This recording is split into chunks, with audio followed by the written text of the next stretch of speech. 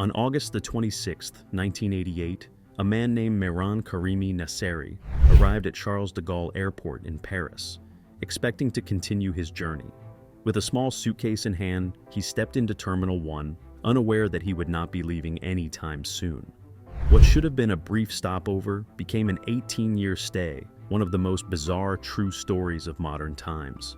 For most travelers, airports are places of movement, of transit. People rush to catch flights, drag their luggage through long hallways, and sit impatiently in waiting areas. But for Mehran, the airport was not a temporary stop. It became his entire world. How does a man end up living in an airport for nearly 2 decades? And more importantly, why did he stay even when he had the chance to leave? To understand this, we have to go back to where it all began. Mehran Karimi Nasseri was born in 1945 in Masjid Soliman, Iran. His early life was filled with contradictions. He claimed that his mother was British, but no evidence ever proved it. Some said she was Iranian. His father worked for an oil company, and young Mehran grew up with dreams of studying abroad and finding a new life outside Iran. In the 1970s, he traveled to the United Kingdom to study at the University of Bradford. But his life took a dramatic turn when he returned to Iran. He claimed he was expelled from his homeland for political protests against the Shah, leaving him stateless.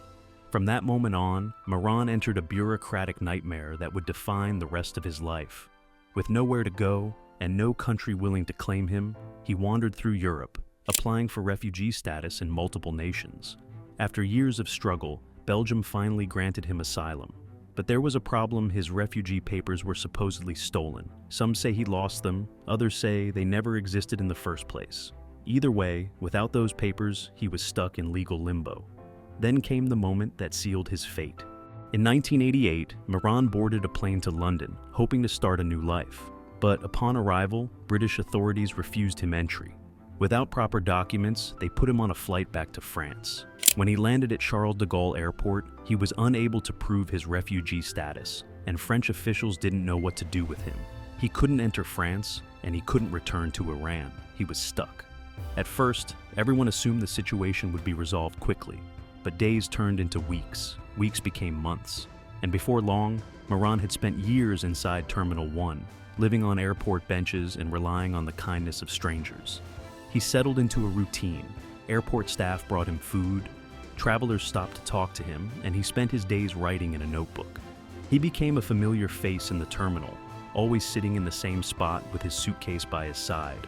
Over time, the airport became his home in every sense of the word. Life inside an airport is not like life in the outside world.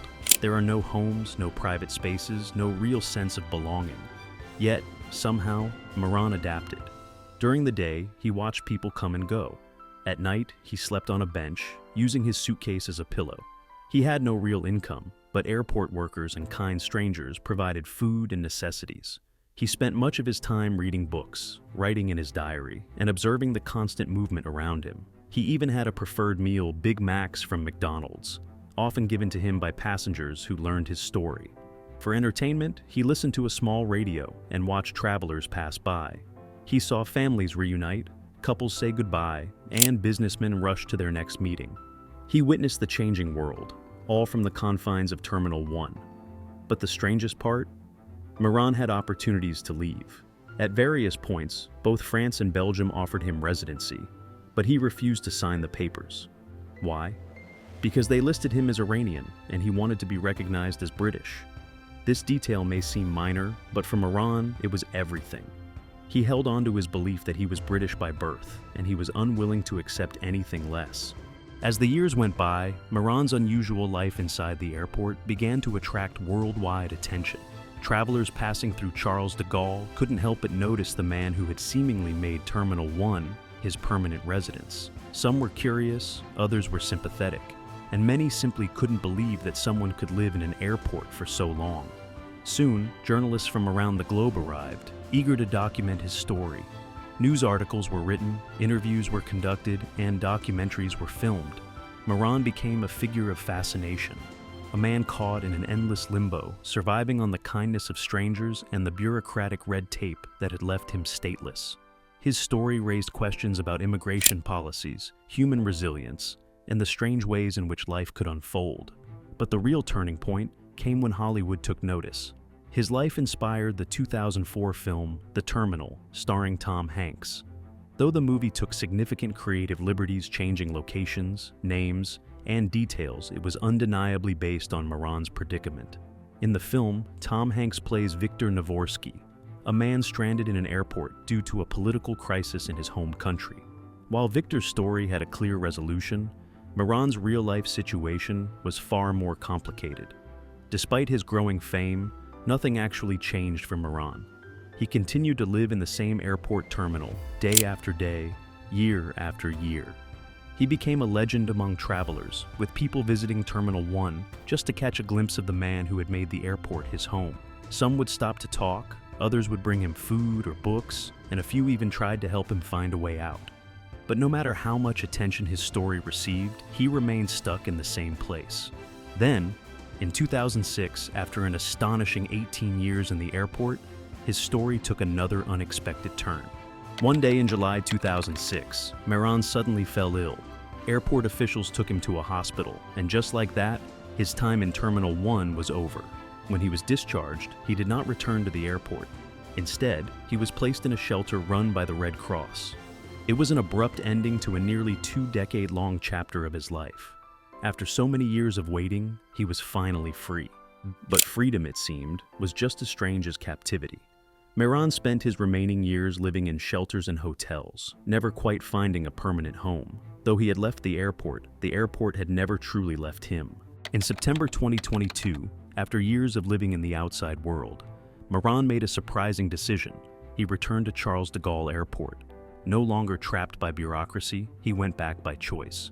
Perhaps he missed the familiarity, the people, the place that had become his home. After all, Terminal 1 had been more than just a waiting area. It had been his entire world for 18 years. The fluorescent lights, the never-ending announcements, and the hum of travelers had become a part of him. Maybe, after so many years of uncertainty, the airport still felt like the one place where he truly belonged. But this time, his stay was brief. On November 12, 2022, Mehran Karimi Nasseri suffered a heart attack inside Terminal 1. He passed away in the very place he had once called home. His journey had come full circle.